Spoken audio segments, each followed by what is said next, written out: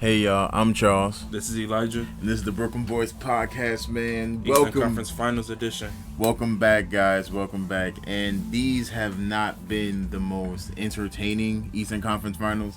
Both conference finals. Yeah, it seems like the point differential in all the games, whether it's the split in Miami and Boston or whether it's the 2-0 thing with the Warriors, it seems like each team has like a point differential of like plus 10 and stuff like that, and these games haven't really been competitive. Being honest, I saw all these games from the start, but then like it was just like, okay, let's see what the person on what do young people look at? TikTok. Let's see what's on TikTok, and let's see what cat does the pianos on TikTok, right? That's what she does, right?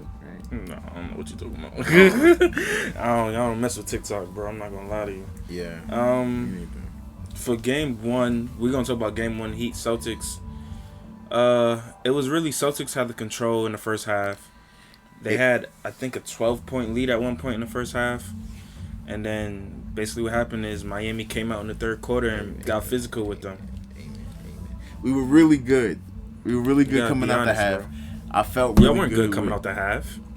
No, not really good to start the game. Start the game. I appreciate Robert Williams' impact. That was the kind of the jolt that we need. I feel like everyone on the Celtics, besides like our wings, isn't that athletic. They're really stationary players, but Robert Williams gives us that verticality that we need. And he was really catching them rebounds. He kind of caught a whole bunch when the defense closer than Jason Tatum and threw some, Peyton Pritchard, and he was always there to, so that was a good impact. But then, Jimmy Butler started going crazy. Like it was, I didn't even know how crazy, how bad it was until we started losing the lead. Jimmy Butler had 41 in this game.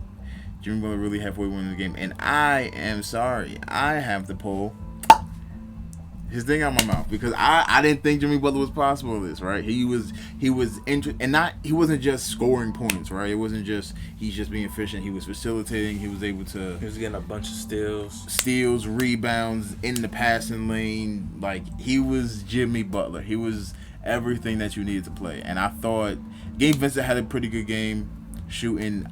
I need to see Bam Adebayo do better. Like I need to. Well, you don't want to see that. I mean, like as a player, like as a fan. No, bro. I'm gonna be honest, bro. Bam Adebayo sucks, bro. I'll be honest with you. Like it's annoying, bro. Like it's just like I would never want to say no one has heart or anything like that, but like he just has no aggression. It's like Bill Russell. That's worse. It's worse than that. It's like he's just out there. At least Bill Russell get you rebounds. He going out there getting 10 points and 4 rebounds. So it's like he has no. Obviously, he's an undersized center, and we get that. But he could use him being an undersized center to his advantage. He's quicker than. I mean, he's probably not quicker than Robert Williams, but he could be effective when dudes like Grant Williams on him, or if they switch a pick and roll. Like he doesn't even look to the basket. That's the thing that's upsetting about Bam.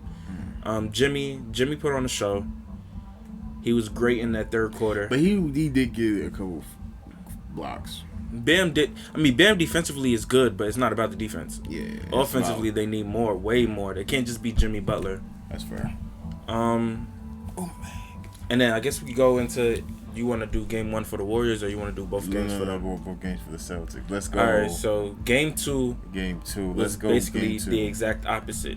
Well, it wasn't the exact opposite. Reverse. It was more of the exact same thing that was happening in game one, except for this time in the third quarter, the Celtics didn't come out flat. And the Heat really came out flat in the second quarter, and the Celtics put it on them in the second quarter. Again, I have to say another thing with Marcus Smart, man. I was really intrigued. This is Marcus Smart. Marcus Smart and Al Horford both came back for this game. Yeah.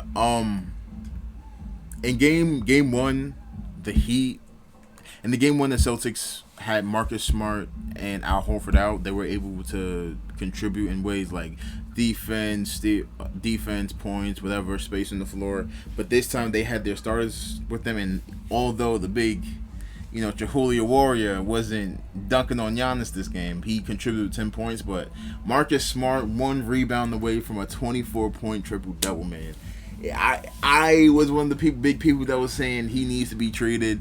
Here, there's one big piece away, and Marcus Smart is playing like that big piece. He's playing better than a Drew Holiday. Someone who would take so much more shots, and Drew Holiday is an amazing player, but he's like Westbrook with the defense. But I feel like with Drew is different though, because it's all about the pressure that you have. Like Drew had to step up because Middleton wasn't playing. Like as good as Marcus has been, he's like the team's. But even last year, what you mean? He wasn't shooting good from the field. Yeah, but he was still playing better than Marcus last year. I mean, it's all about last year. Yeah, it's all about the You'd rather this. I'd rather last year's Drew than this Marcus Smart. No, absolutely, yeah. I know Marcus Smart shooting the ball better, but Drew has been a better facilitator. Even though Marcus Smart has 12 assists, but it's all about your role. Marcus has a much easier role than Drew. He does. Like for Drew, it became he was the main. Drew has to score now, and that's not his role. But if Marcus was in the same role as the Bucks, he would not be effective, like he is now. Like Marcus has so much less pressure on him because he has dudes like Jason Tatum and Jaylen Brown that could get him wide open shots. I wouldn't say Jaylen Brown. I wouldn't trust him with the ball more because he turns over. But Jaylen Brown was getting him some easy looks in game 2, like real easy looks. And Marcus Smart wasn't even efficient in the first half of game 2. He got hot from 3 when it was already a big lead. But yeah. I mean, for this game, it was really more so the Celtics just came out hot from 3 and Miami didn't. Miami has a problem with. You can't have Tyler Hero and Bam playing like they're bums. Like Bam had 6 points in this game. Oh, we're home before. Jason Tatum's the truth, man. Jason Tatum is the opposite. What's the opposite of false? I mean, he's not the truth. He's the truth. Paul Pierce, but hey, man. He's a definitely the Celtics' best player. That nigga shitting on. Tyler Hero can't have 11 points, and Bam can't have 6 points. That's not good enough. Yeah. Gabe Vincent has been playing extremely well. Victor had 14, but he was really inefficient from the field. Most of his points came from free throws. And Jimmy did what he could. Jimmy wasn't aggressive at all in the first half, which really played a part in them which really played a part in them losing, having a big deficit in the first half. He came out aggressive in the third quarter, but by that time, if you're down 21 in the third quarter, you're probably not going to come back. So by that time, it was too late. And yeah, they were getting beat so bad. Guess who got playing time? Yeah, Duncan got some minutes. And he had 6 points, but he missed a whole. There was like a string where he shot 3 straight threes and missed all of them. I wouldn't know. And it was wide open. I just knew we won, and I was like, yay! Like I didn't, I'm not a masochist, but the Eastern Conference, it's tied up right now. I really feel like we can win. We can sweep at home. I think that it's gonna be a split at home. At the TD Garden. I don't see a way that the Heat gonna lose 2-3 straight games. I think that they are gonna split at home, and it's gonna be a Game 5 in Miami, 2-2. All right, let's go to the Western Conference Finals. Western Conference Finals, and yeah, this game was. We literally just watched this game, and I still can't remember it. This game was basically both teams couldn't make a shot in the first half, and then Golden State got hot, and the Mavericks still couldn't make a shot. Andrew Wiggins did a beautiful job on Luka in this game. Andrew Wiggins and Kevon Looney. I don't know why the Mavs was just like, hey, Luka could score on every big in the NBA, so let's try to go against Kevon Looney. Like that doesn't really work because Kevon Looney is not a traditional big.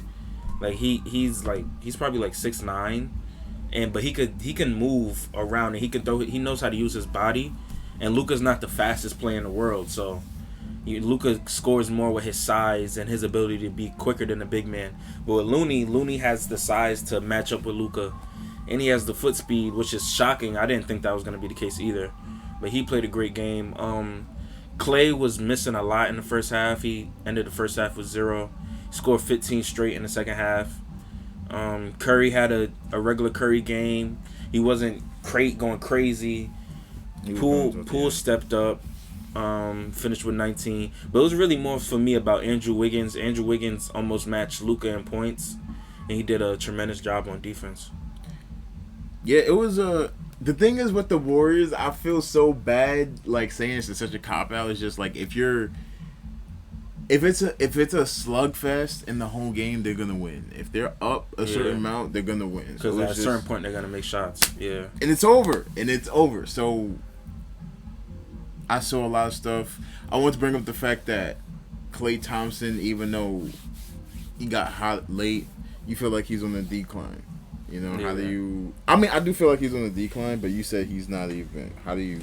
I mean, Klay is just going to be Klay. Like, this is the Klay Thompson that we're probably going to see for the rest of his career. I mean, it sucks. I mean, he's still a good NBA player, don't get me wrong, but we're not going to see the Klay that scores 60 points on 13 dribbles and stuff like that. Like, that Klay is probably in the past. Unless it's Game 6. Unless it's a Game 6, yeah. If it's a Game 6, Klay will be Klay. Klay will be the old Klay, no matter what. But yeah, that's how I feel about Klay.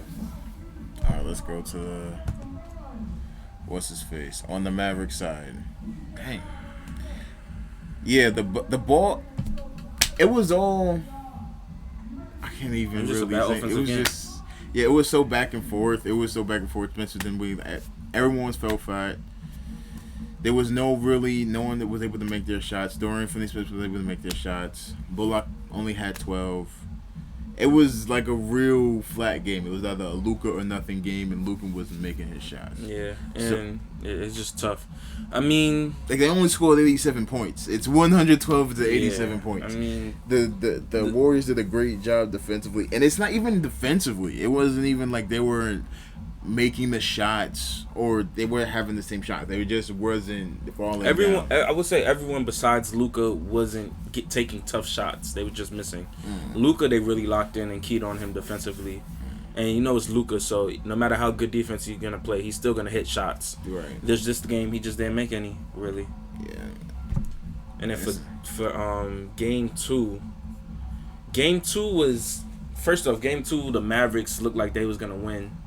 Especially in the first half. They was up, I believe, 19 at one point in the first half. Reggie Bullock was playing great.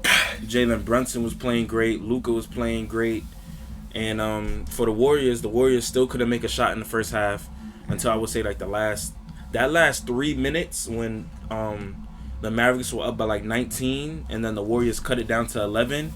That I could feel like that really changed momentum, even though they were still up double digits. It went from you could have had a chance to be up 25 to now you're only up 11. And that's backbreaking, honestly. And we will watch the game together, and it's like...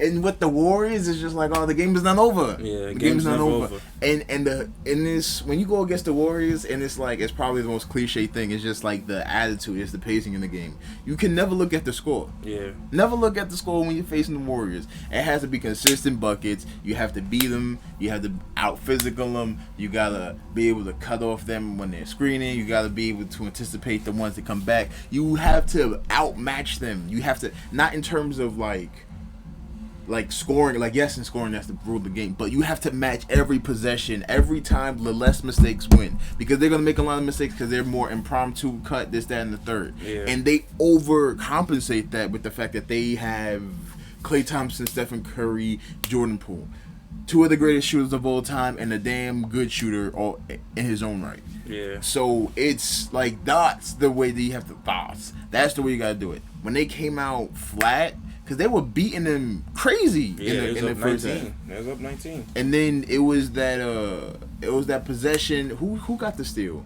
And then it went from being 19 to it was down 11. Like they were just chopping down the wood. They would get messed up. Oh my God. Then Bullock would shoot a 3. But then it was getting down to 19. It was 12. And then I feel like the Mavericks messed up, especially to start the third quarter. We're going back to the philosophy they had in game 1. Where it was, hey, Luka, we're going to get the switch with Kevon Looney on you, and you attack Kevon Looney.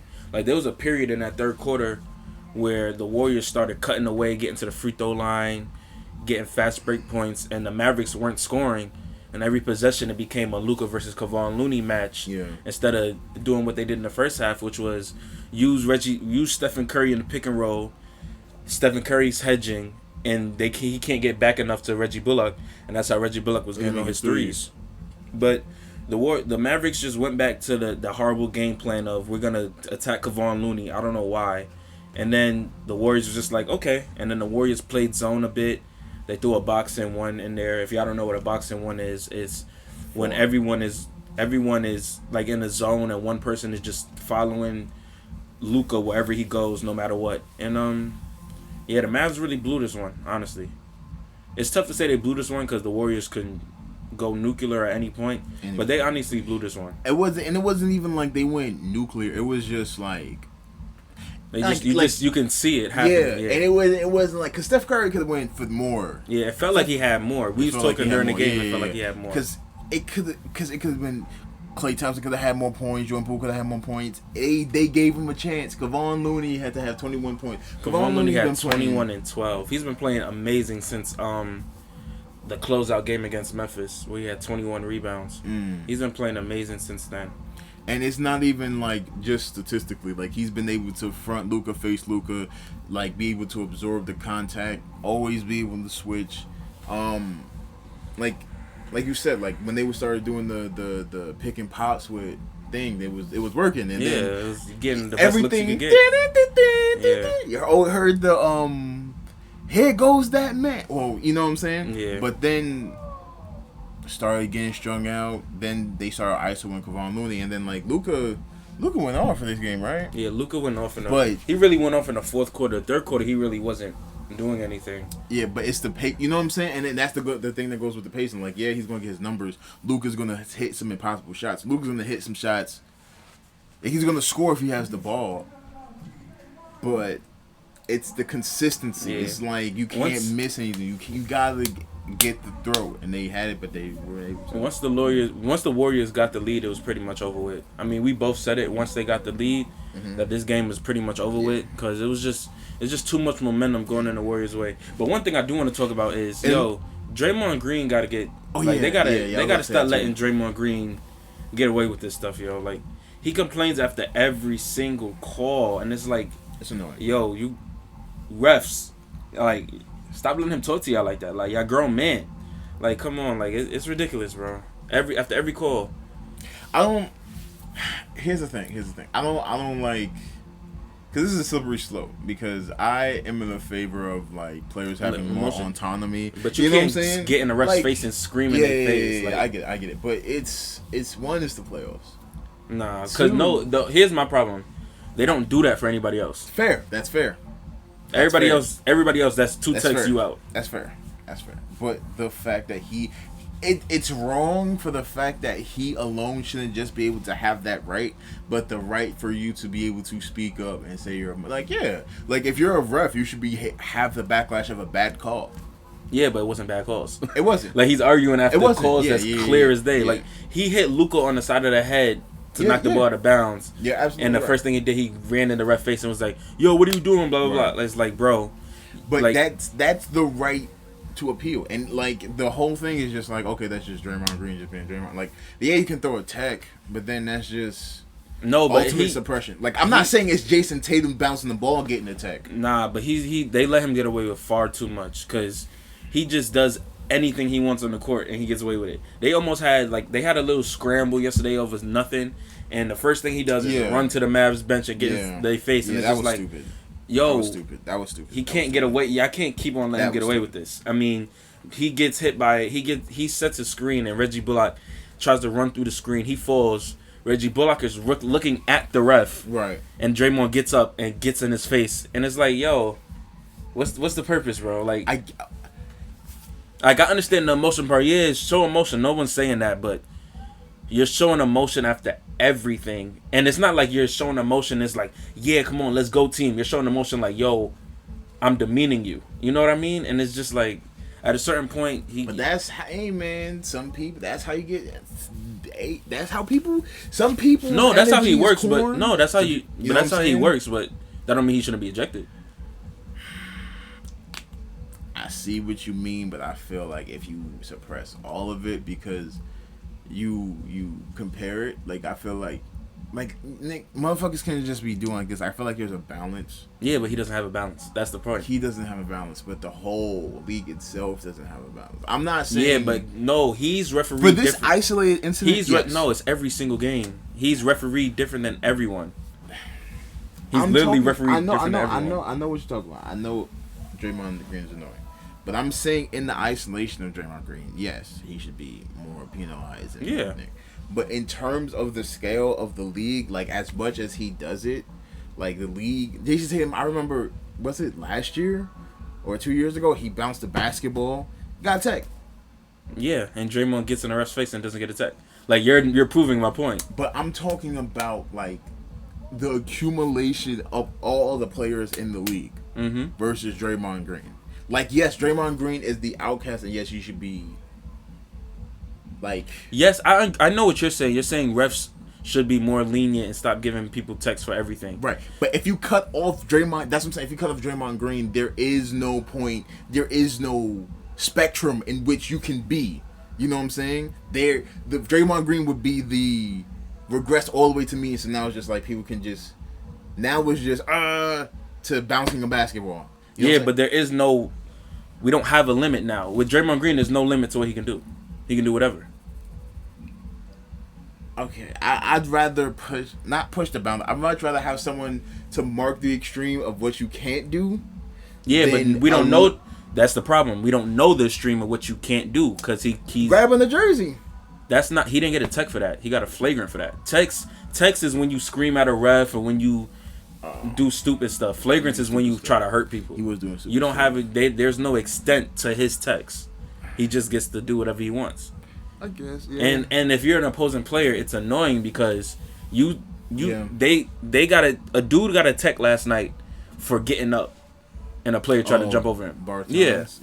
But Draymond doesn't get a tech when he gets in the dude's face while the dude is looking at the ref. Like it's just it's stupid. I get it. In the isolation of Draymond Green, yeah, but I'm not talking about the league though. We just talking about Draymond. Okay. So it's stupid. Fair. I mean, they got to stop letting Draymond get away with doing whatever he wants. Because at a certain point, it's just going to be like, someone's going to come to the league office and talk about it.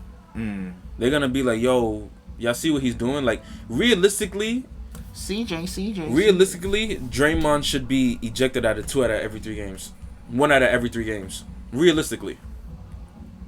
Like, at a certain point, I understand he has to show emotion. He's a player that shows emotion. But you got to keep your emotions in check. We grown men, bro. Because when you don't keep your emotions, when you don't show your emotions in check, you get a situation like Brandon Clark, where you grab a dude's jersey, and then when you go on your podcast and say, "I didn't even think I was gonna get a flagrant for that." Yeah. So it's just like you. But it's the thing of Draymond Green. So if he's tech the right way, then he'll understand how not to do things. That's really what it is. I get it. Yeah.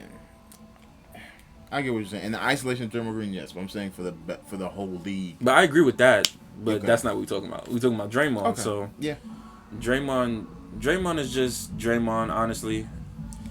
And hey, it's gonna come back to bite them like it came back to bite them in 2016. Yeah. Because they let him get away with so much until he got suspended in the finals. LeBron, here's your balls. So it's like, hey, I mean, to each his own. Let Draymond do what Draymond to do, and then it's gonna come to a certain point where he gets ejected, and then the Warriors gonna be like, oh my God, how can they do this? And it's gonna be like, hey. Y'all was letting this slide for so long. Push the envelope. Yeah, I mean, at a certain point, it's gonna Dropped be bad. In the basket. What do you have for the rest of this series? I thought they'd be able to fight back or something, but I say Warriors in 5. Yeah, I agree with that. I think it's over in 5. I think I honestly don't even know. I think it might be a sweep. Because they have like literally no. You lose a game where Luka gets 42, Brunson gets 31, and Bullock gets 21, like, and you lose that game by almost double digits. But so it's just not like about. That's what I'm saying. There's nothing they could do. Like that's why I think it's gonna be a sweep. There's literally nothing they can do. This is a great offensive game from them, and they still lose by double digits. Well, almost double digits. They still lose by 9. So it's like, hey, I mean, they losing to a better team. It's the Warriors. Damn. But it's tough. TUFF, that spells tough. And then, I mean, they They really got to figure out they power forward / big problem because Kevon Looney is out playing every big they put out there on the court. Yeah. He's out playing Kleber. He's out playing Powell. I don't even get minutes. He's out playing Bertans. And those names are not going to jump out at you, but like it's Kevon Looney. Like, his name shouldn't jump out at you either. He's a great role player. He does his job really well. But him getting 21 and 12 is crazy. Because it's the fact, like, they're 3, and it was just like, if it was a dominant center, then they have a rebounder. But if there's no in between, they don't have a post game. They can't put the ball on the floor. Like, Powell is just the in between center, and Powell doesn't do so much to you. So I it's just like I don't even know what Powell does, honestly. He's their paint beast. I don't know what he does. I think he just play. He's the most available center. Gets written on the. He only played 8 minutes. But that's because he don't add like anything. He plays the first stint of the game and then he never comes back in. That's what but remember the thing you were telling me about, like, to do the flow of the game and the tip off. That's probably what they do. But with him it's different. Like, that's what he doesn't play at all. That's why I was asking about that shit. I don't understand. You wasn't asking about him though, because I don't understand. But in general, shit like that. In general, yeah, I understand what you mean. But him, nah. He was only playing 8 minutes. Oh, yeah. Like, I don't even understand what's going on. Yeah, Jordan. Well, that's what he should be playing. Yeah, it's gonna be tough for the Mavs, honestly. Who you see in the I think it's gonna be Celtics Warriors in the finals. Celtics Warriors in the Celtics are gonna win. Yes, Jaylen Brown will get his revenge. I'm not going that far. I guess that light skinned nigga. I'm not going that far. But we still looking ahead. You never know what could happen. You never know. You might mess around and there might be Mavs and the Heat in the finals for all we know. Now, anything can happen. It's the NBA. Anything possible. So, this was a great episode. Tell us what y'all think about Draymond Green, please. Because I'm tired of him, honestly. And thank you guys for watching. Like and subscribe. If you mess with the content, please share. And everyone, please be safe. Oh yeah, and I forgot about this. Bring it up. A moment of silence for the 10 people who got shot in Buffalo. Oh yeah. Yeah, that. Yeah, that's. Yeah. No, it's a moment of silence. Yeah. All right. Yeah. Everyone have a blessed day. Stay safe. Yeah. Fuck racist white people. Bye.